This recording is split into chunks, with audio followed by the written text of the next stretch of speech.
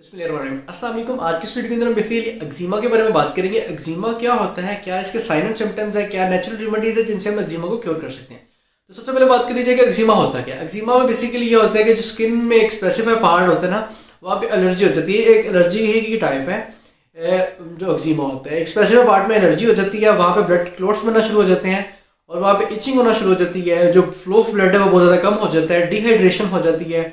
उसके अलावा जब आप सोते हैं तो अक्सर आपको बहुत ज़्यादा उस पार्ट पे बहुत ज़्यादा खारिश होना शुरू हो जाती है, बहुत ज़्यादा इरिटेशन फील होना शुरू हो जाती है।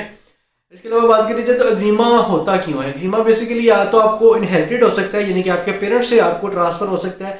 अगर आपके पेरेंट्स को डस्ट से या पोलन से किसी भी चीज़ से एलर्जी है तो चांसेस है कि आपको भी उस चीज़ से एलर्जी हो जाए और आपको एक्जिमा हो सकता है। सेकेंड रीज़न की बात कर लीजिए तो दूसरी रीज़न ये भी है कि आपको किसी चीज़ से एलर्जी है, सपोज वो डस्ट हो, स्मोक हो, पोलन हो, या फिर किसी भी एनिमल से, पेट से हो सकती है आपको एलर्जी, या फिर ज्वेलरी वगैरह से भी आपको एलर्जी हो सकती है। इसी वजह से भी आपको एक्जिमा हो सकता है। और भी डिफरेंट सर्कमस्टांसेस, अगर आप किसी भी पोल्यूटेड एरिया में काम कर रहे हैं या फिर आप किसी भी इन्वायरमेंटल केमिकल इंडस्ट्री में काम कर रहे हैं, तब भी आपको चांसेस है कि एक्जिमा आपको हो सकता है।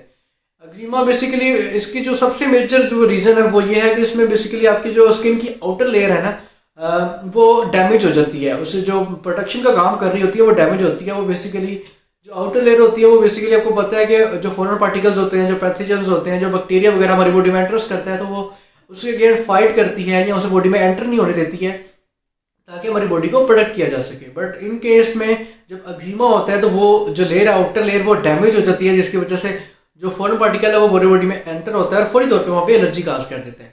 अब बेसिकली जो स्किन की आउटर लेयर है ये डैमेज होती क्यों है? ये बेसिकली होती है कि हमारी बॉडी में एसेंशियल फैटी एसिड की डेफिशिएंसी की वजह से। अब एसेंशियल फैटी एसिड्स क्या होते हैं? वो फैटी एसिड जो हमारी बॉडी नहीं बनाती उनको एसेंशियल फैटी एसिड कहते हैं, और नॉन एसेंशियल फैटी एसिड वो होते हैं जो हमारी बॉडी खुद ब खुद बना देती है। अब आपको पता है जो फैटी एसिड हमारी बॉडी नहीं बना रही है, जो एसेंशियल फैटी एसिड्स हैं, उन्हें एज अ सप्लीमेंट की फॉर्म में या फिर फ्रूट्स या वेजिटेबल्स से हमें अपटेन करना होता है।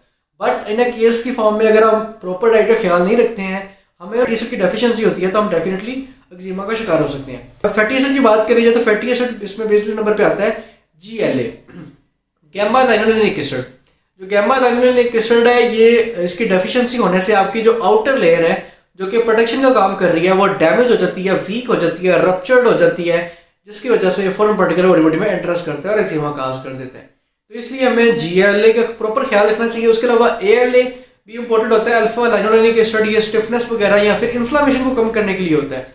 अगर आपको एक्जिमा का ट्रीटमेंट करना है तो इसके लिए आपको डॉक्टर डिफरेंट स्टीरॉइड वगैरह का यूज़ करवाएंगे, जैसे बेटामेथासोन, क्लोबेटासोन, मोबिटासोन वगैरह ना, ये जितने भी स्टीरॉइड्स वगैरह होते हैं, जेंटामाइसिन वगैरह, वो आपको यूज़ करवाएंगे। बट ये स्टीरॉइड्स जो है आपको इनिशियली तो बेनिफिट देते हैं, बट ये कि एक्जिमा आपका ट्रीटमेंट बहुत ज़्यादा लेंथी हो जाता है और बाद में आप एक वक्त आता है ये स्टीरॉइड्स काम करना बंद कर देते हैं, या फिर स्टीरॉइड्स के आपको पता बहुत ज़्यादा साइड इफेक्ट्स होते हैं। इसलिए आप कोशिश करें कि आप उसकी हर बीमारी, हर भी डिजीज़ की नेचुरल रेमेडीज़ की तरफ जाएँ। जो नेचुरल चीज़ें होती हैं वो सिंथेटिकली जितनी भी चीज़ें अच्छी मिल जाएँ, नेचुरल से अच्छी नहीं होती, इसलिए आप कोशिश करें कि नेचुरल चीज़ों को रिमूव करें। नेचुरल रेमेडी की बात कर लीजिए तो इसमें हमें ब्लैक करंट सीड ऑयल मिलता है। उन्हें बेसिकली हमने किसी भी फार्मेसी से, अच्छी फार्मेसी से आपको इजीली अवेलेबल हो जाएगा।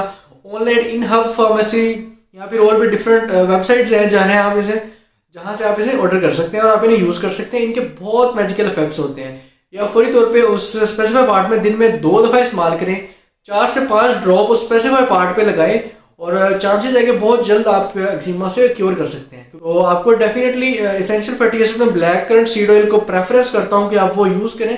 वो एक नेचुरल चीज़ है और आपको बहुत ज़्यादा बेनिफिट देगी और आपको साइड इफेक्ट नहीं होगा। और इसके अंदर आपको साथ में गैमा लाइनोलेनिक एसिड के साथ साथ अल्फा लाइनोलेनिक एसिड भी मिलता है जो कि इन्फ्लेमेशन कम करेगा। साथ में विटामिन C भी मिलता है जो कि आपका इम्यून सिस्टम को बूस्ट करेगा। जब आपका इम्यूनिटी स्ट्रॉन्ग होगी, कोई भी फॉरेन पार्टिकल, कोई भी पैथोजेंस, कोई भी वायरस, कोई भी बैक्टीरिया बॉडी में एंट्रेंस नहीं करेगा। और अगर सपोज एंट्रेंस करेगा भी तो हमारी बॉडी की इम्यून सिस्टम, इम्यूनिटी जो है वो उसके अगेंस्ट फाइट करेगी, यानी कि एंटीजन बॉडी में एंटर होता है तो एंटीबॉडीज उसके अगेंस्ट फाइट करेंगी ताकि उसको किल कर सके और हमारी बॉडी को उससे प्रोटेक्ट कर सके। तो इसलिए आप कोशिश करें कि आप नेचुरल रेमेडीज़ की तरफ जाएँ, ना कि किसी भी स्टीरॉइड वगैरह का यूज़ करें। उम्मीद करता हूँ इस वीडियो में आपको एक्जिमा क्या होता है और इसके ट्रीटमेंट के जो बेस्ट ट्रीटमेंट है उसके बारे में पता चला होगा। इस वीडियो में इतना ही, फिर मुलाकात होगी नेक्स्ट वीडियो में। Thank you so much for watching this video. Allah हाफिज़।